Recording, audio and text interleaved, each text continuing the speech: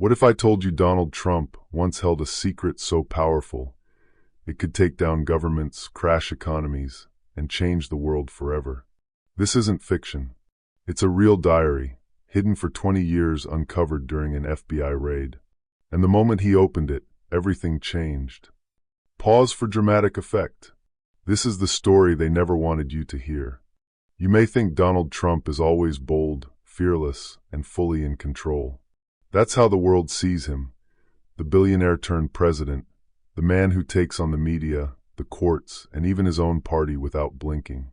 But few people know about one chilling night inside the White House, a night that nearly ended his entire political career. A night when even Donald Trump broke down. It wasn't on the news. It wasn't captured on camera. There were no bodyguards outside his door, no aides knocking with papers to sign. Just a silent hallway, a dimly lit private study room, and a man known for his bravado, sitting alone, unguarded and defeated. Trump sat there for hours. In front of him was a small table, on it a single object, an old photo frame. The photo inside? His mother, Marion Trump. He picked it up slowly, staring at it with tired eyes. For a man who had faced scandals, lawsuits, impeachment trials, and public outrage, this moment was different. In his other hand was a letter, not from anyone else, but written by Trump himself. A resignation letter. Yes, there was a moment when Donald Trump, once the most powerful man in the world, was ready to give it all up. But what happened? What pushed him to that breaking point? To understand this, we need to rewind just a few weeks, to an incident that shocked the nation, created chaos across media, and left even Trump's most loyal allies stunned. It was the day the FBI raided his Florida estate, Mar-a-Lago.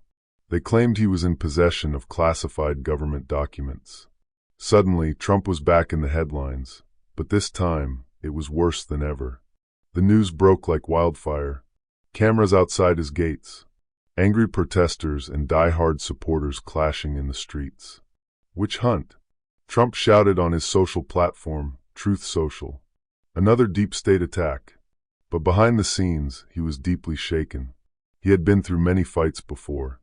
But this was different. The raid felt personal, and it wasn't just about documents. During that raid, the agents discovered something else, something far more dangerous than any paper file or folder. They found a hidden safe, sealed tight, untouched for nearly 2 decades. Even Trump hadn't opened it in years. But what was inside that safe would change everything. That discovery, that one black leather item inside the vault, is what sent Trump into that study room. And it's what made him stare at his resignation letter, questioning everything. But he didn't sign it, because what he found, he knew couldn't stay buried anymore. This was bigger than politics, bigger than Trump himself. It was a secret that could shake the world. It was a quiet morning at Mar-a-Lago, Donald Trump's private estate in Florida. The sun was rising over the palm trees. Staff were setting tables. Everything seemed normal, until a convoy of black SUVs pulled up at the gates. Within minutes, the calm was shattered. FBI agents stormed the property with a federal search warrant. Their mission: recover classified documents allegedly taken from the White House.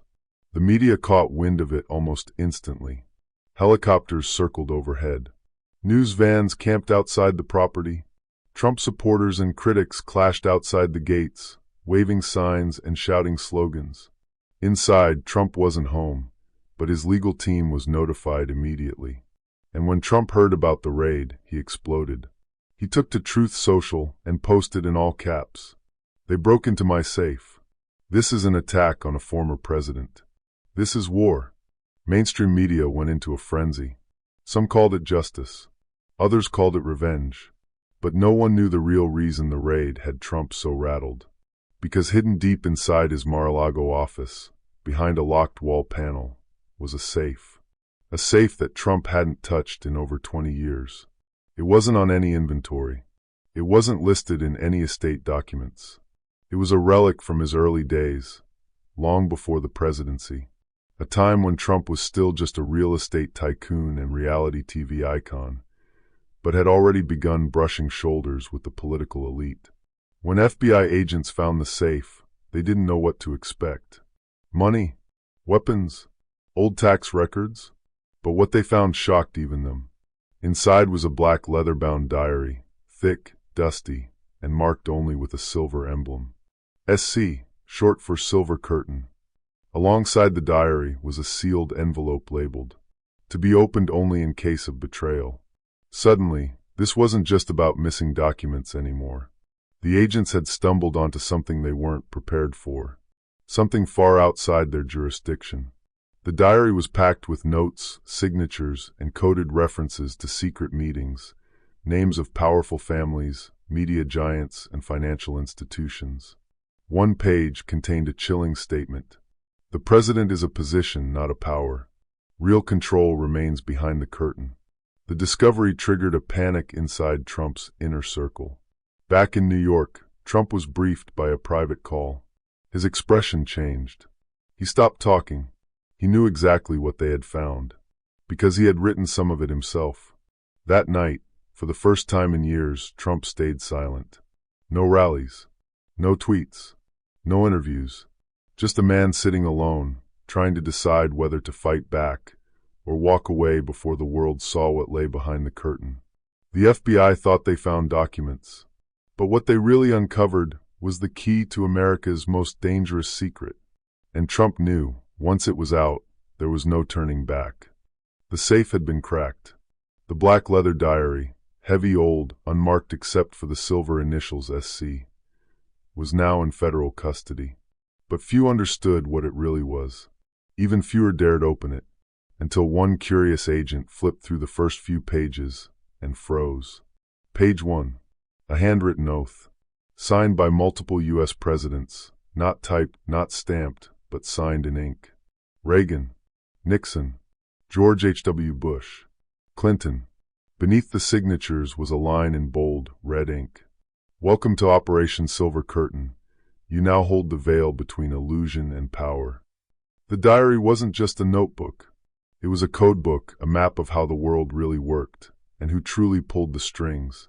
It listed unofficial meetings between world leaders and unnamed figures, always held in off-the-record locations. Private islands, underground bunkers, sealed hotel rooms during global summits. There were even entries from Trump himself, notes scribbled long before he ran for president. One entry dated back to 2002.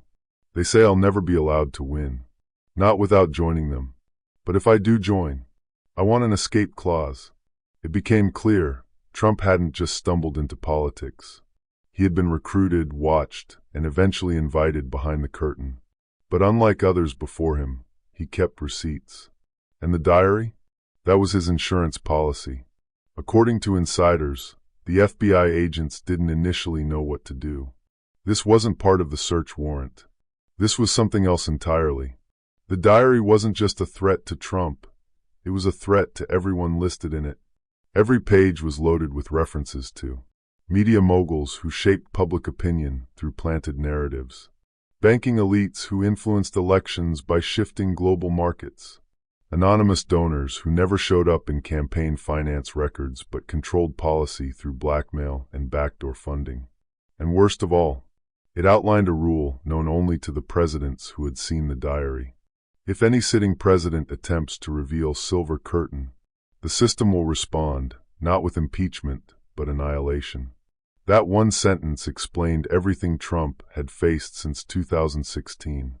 The endless investigations, the impeachments, the social media bans, the business audits, the FBI raid. It wasn't just politics. It was retaliation. Because Trump, unlike the others, was unpredictable.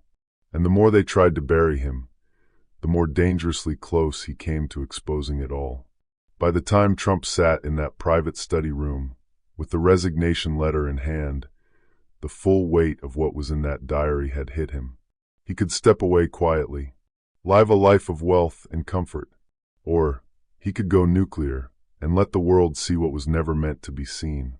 He stared at the diary, then at the photo of his mother, then back at the letter.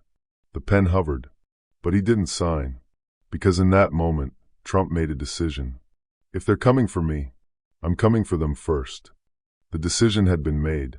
Donald Trump folded the resignation letter and set it aside. The diary sat beside it, its pages now burned into his memory. He wasn't going to quit. He was going to fight back, in a way no one expected. What the FBI and the system didn't realize was that Trump hadn't just kept the diary, he had copied it, digitized it, backed it up in multiple secure locations. He had anticipated this moment for years. Because long before he became president, long before fake news or Make America Great Again, Donald Trump had started noticing patterns. People who were elected but had no real control. News headlines that all sounded the same, no matter the channel. Economic crashes that seemed accidental, yet benefited the same few corporations. He realized democracy was just the show. The real power operated behind closed doors, and it had no party, no flag, and no face. Trump called it the silver curtain. Now he was ready to pull it down. But he knew this couldn't be done with just a press conference or a tweet. No, this had to be a war of information. So he launched phase 1 of his secret plan. It began with a cryptic message on his social platform, Truth Social. SC_2024. The storm returns. They tried to bury it, but it never left. Within minutes, the internet lit up. What was SC_2024? Was it a campaign slogan? A secret code? A warning? Reddit forums exploded. TikTok conspiracy videos racked up millions of views. Even mainstream news began to speculate. And then, Trump leaked a single page from the diary. One page. No names. No dates. Just a chilling quote. If the people knew what was done in their name and with their money, they would drag every last one of us into the streets. The reaction was instant. Some called it a hoax. Others said it was the most powerful thing Trump had ever posted. But Trump didn't respond. Instead, he began rallying. Not for votes, for awareness. He called out the system directly. It's not about Democrats or Republicans. It's about control. You're not being governed. You're being managed. And his rallies began to feel different. Less about politics, more about truth versus lies. Less about winning and more about exposing. Suddenly, Trump wasn't just a political figure anymore. He was positioning himself as a whistleblower, the only man with enough power, money, and courage to take on the entire establishment. His followers were no longer just voters. They became believers.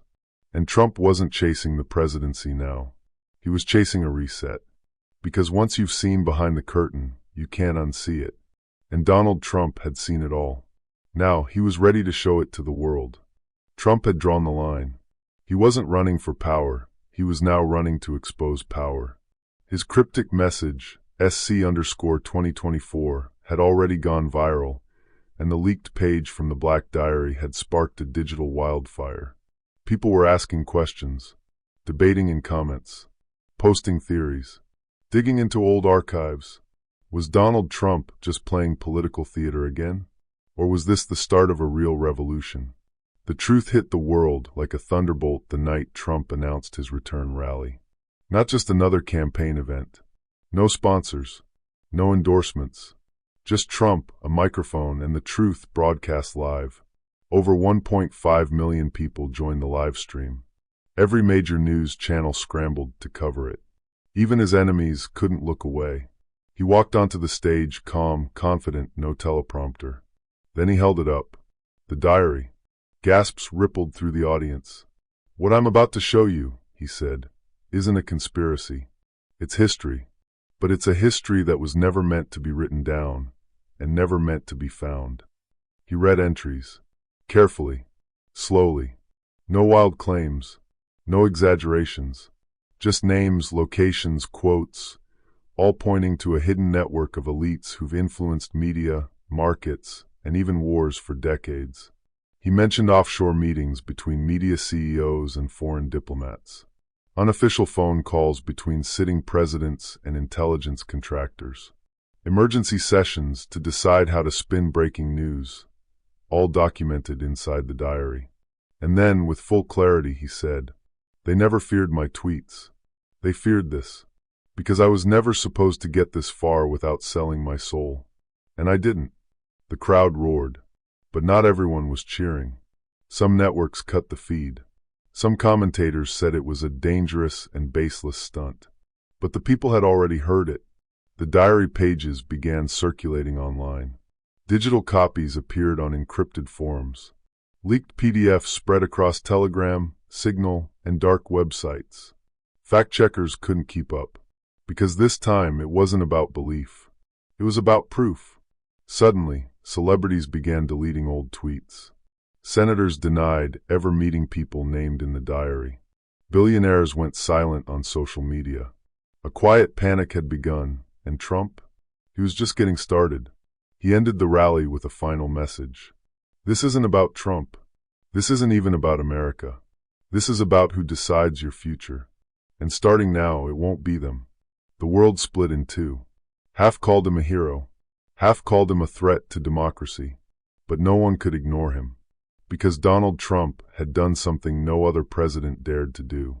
He turned the system's deepest secret into a public weapon. And whether you love him or hate him, he made sure the curtain never closed again. Whether you love him or hate him, one thing is certain. Donald Trump didn't just try to become president again. He declared war on the very system that made him. Slow build-up tone. The diary was real. The names were real. And the consequences have only just begun. Now the question is, who's really pulling the strings? Fade out music starts. Like, share, and subscribe, because this story isn't over yet.